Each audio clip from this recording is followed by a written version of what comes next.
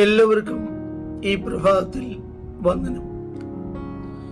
യൂദായുടെ ലേഖനം 12-ാം അധ്യായം 2-ാം ഭാഗം. കാറ്റുകൊണ്ട് ഓടുന്ന വെള്ളമില്ലാത്ത മേഘങ്ങൾ, ഇല കൊഴിഞ്ഞും ഫലമില്ലാതെയും രണ്ടൊരു ചത്തും വേരറ്റും പോയ വൃക്ഷങ്ങൾ, നുഴഞ്ഞുകയറ്റക്കാരുടെ ദുരുപദേശത്തെ കുറിച്ചാണ് നാം കഴിഞ്ഞ ദിവസം ചിന്തിച്ചത്.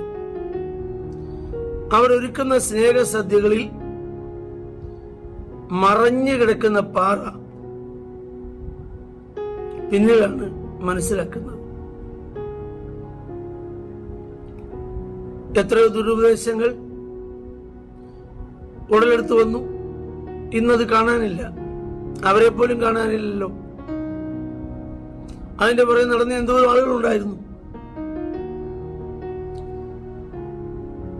അപ്പോൾ അവരുടെ മറ്റൊരു പ്രത്യേകതയാണ് ഇവിടെ വായിക്കുന്നത്.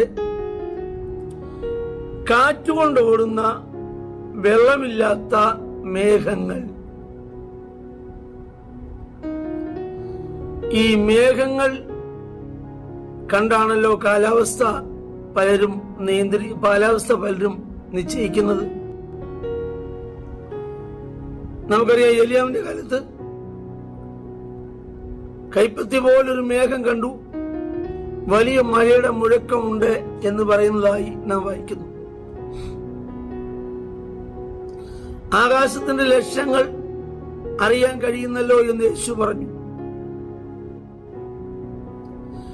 അപ്പോൾ നല്ല കാർമേഘം മൂടിക്കിടക്കുമ്പോൾ എല്ലാവരും വിചാരിക്കും നല്ല മഴ കിട്ടാൻ സാധ്യതയുണ്ട്, വലിയ ചൂട് ഒന്ന് ശാന്തമാകും, അല്ലെങ്കിൽ ഉഷ്ണകാലം ഒന്ന് ശാന്തമാകും നല്ല മഴ പെയ്താൽ എന്നൊക്കെ വളരെ പ്രതീക്ഷിച്ചിരിക്കുമ്പോൾ വെള്ളമില്ലാത്ത മേഘങ്ങളായിരുന്നു. കാറ്റുകൊണ്ട് അത് ഓടിപ്പോയി, മഴ പെയ്തില്ല. ഇതൊരു പ്രഹസനമാണ്,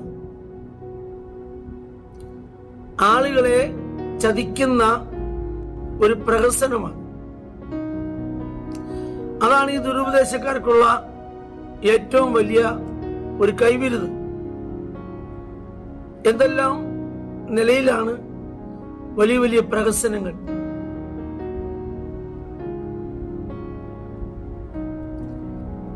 ആ പ്രഹസനങ്ങളിൽ ആളുകൾ വീഴുകയാണ്.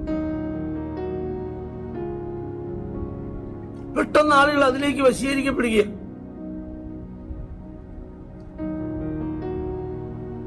അപ്പോൾ ഇത് വെള്ളമില്ലാതെ ഓടുന്ന മേഘങ്ങളാണെന്ന് പിന്നീടാണ് മനസ്സിലാകുന്നത്. ഒരു വെള്ളം ഉണ്ടായിരുന്നില്ല. പണ്ട് ആരോ ഒരിക്കൽ പറഞ്ഞു, കണ്ടാൽ ബിഷപ്പാണെന്നാണ് ഭാവം, പക്ഷെ ഭാവം കപ്പ്യാര് പോലും ആയിട്ടില്ല. ഭാവം കണ്ടാൽ ബിഷപ്പാണെന്ന് തോന്നും, കപ്പ്യാര് പോലും ആയിട്ടില്ലല്ലോ. ഇതുപോലെ മേഘം കാണുമ്പോൾ വലിയ മഴ പെയ്യുമെന്ന് വിചാരിക്കും, പക്ഷേ ഒരു മഴയുമില്ല, ഫലമില്ല. ആളുകൾക്ക് പ്രതീക്ഷ കൊടുക്കുക, അത് നമുക്കറിയാം. പല ആളുകൾ പല സ്ഥലങ്ങളിൽ പോകുന്നതിന്റെ ഉദ്ദേശമൊക്കെ അതല്ലേ. ഞാൻ ദീർഘവർഷങ്ങൾ എറണാകുളത്ത് പാർത്തപ്പോൾ കല്ലൂരൊരു പള്ളിയുണ്ട്. ആ പള്ളിയുടെ പ്രത്യേകത, ഇപ്പോഴും അവിടെ ചൊവ്വാഴ്ചയാണെന്നാണ് എൻ്റെ ഓർമ്മ, ആളുകൾ അവിടെ പോകും. റോഡിൽ പോലും ട്രാഫിക് പോലീസ് നിയന്ത്രിച്ചാൽ പോലും നിയന്ത്രിക്കാൻ വയ്യാത്ത പോലെ ആളുകളാണ്. കാരണം ഉദ്ദിഷ്ട കാര്യം സാധിക്കേണ്ടതിന്, ആഗ്രഹിച്ച കാര്യങ്ങൾ നടക്കേണ്ടതിന്.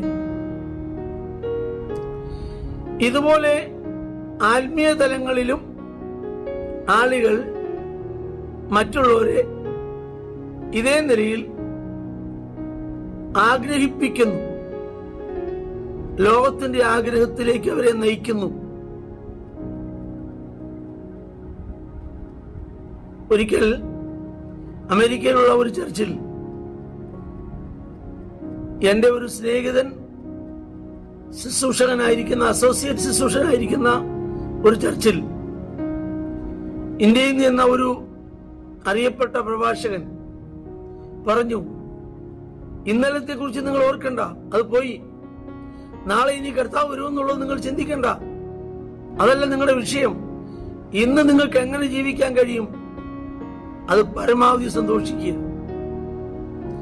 അപ്പോൾ കയറായിരുന്ന കുരങ്ങിന് ഏണിയാരി കൊടുത്താൽ എങ്ങനെ ഇരിക്കും എന്ന് പറഞ്ഞതുപോലെ ആളുകൾക്ക് കുറച്ചു പേർക്ക് സന്തോഷമായി. ഇത് വെള്ളമില്ലാതെ ഓടുന്ന മേഘങ്ങൾ ജനത്തെ നിത്യയിലേക്ക് നയിക്കുകയാണോ, കർത്താവിലേക്ക് നയിക്കുകയാണോ? ഒരു ചിന്തകൻ പറഞ്ഞു, many go to church but few are go to Jesus. അനേകർ പള്ളിയിലേക്ക് പോകുന്നുണ്ട്, ചുരുക്കം പേര് മാത്രം കർത്താവിന്റെ അടുക്കലേക്ക് ചെല്ലുന്നുണ്ട്. ആകയാൽ വെള്ളമില്ലാതെ ഓടുന്ന മേഘങ്ങളെ കണ്ട് വ്യാമോഹിക്കരുത്. നമ്മുടെ കർത്താവിൽ ആശ്രയിപ്പാൻ പ്രാർത്ഥിക്കാം. ഞങ്ങളുടെ കർത്താവേ, സ്വർഗീയ നല്ല പിതാവേ, ഈ അനുഗ്രഹിക്കപ്പെട്ട ആ സമയത്തിനായി സ്തോത്രം. ഈ വചനം കേൾക്കുന്ന എല്ലാവരെയും അങ്ങയുടെ നാമത്തിൽ അനുഗ്രഹിക്കുന്നു, യേശുവിൻ നാമത്തിൽ തന്നെ. ആമേൻ. ദൈവം നമ്മെല്ലാവരെയും ധാരാളമായി അനുഗ്രഹിക്കട്ടെ.